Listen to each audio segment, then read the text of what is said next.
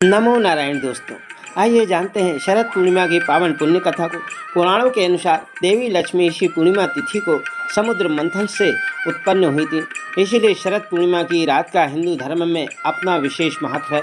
इस रात में चंद्रमा अपनी 16 कलाओं से पूर्ण होकर आकाश में अमृत की वर्षा करते हैं और वैभव की देवी माँ लक्ष्मी अपने पति भगवान श्री हरि के साथ पृथ्वी लोक पर भ्रमण करने के लिए आती हैं।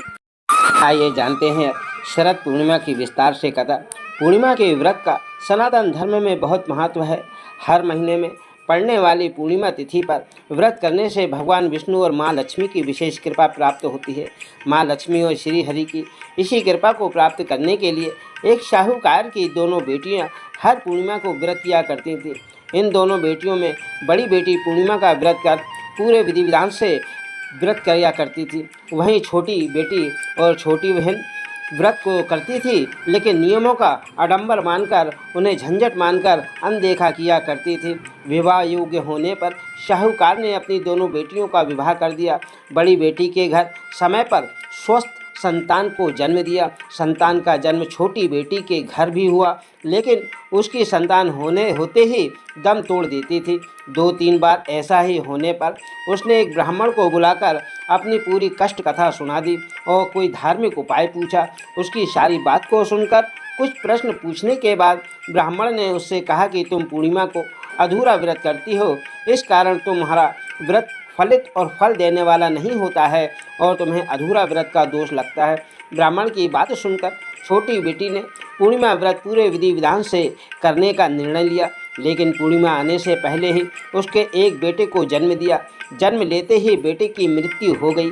इस पर उसने अपने बड़े बेटे शव को एक पीढ़े पर रख दिया अपने बेटे के शव को, और उस पर एक कपड़ा इस तरह ढक दिया कि किसी को पता ना चले। फिर उसने अपनी बहन को बुलाया।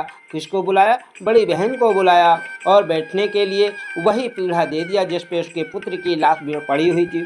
जैसे ही बड़ी बहन उस पटे पर बैठने लगी, उसके लहंगे की किनारी बच्चे को छू गई और वह जीवित होकर तुरंत रोने लगा। इस पर बड़ी बहन पहले तो डर गई, फिर छोटी बहन पर क्रोधित होकर उसे डांटने लगी, क्या तुम मुझे और मुझ पर बच्चे की हत्या का दोष का कलंक लगाना चाहती हो? मेरे बैठने से यह बच्चा मर जाता। इस पर छोटी बहन ने उत्तर दिया, यह बच्चा मरा हुआ तो था ही पहले से दीदी, तुम्हारे तप और स्पर्श के कारण तो यह जीवित हो गया।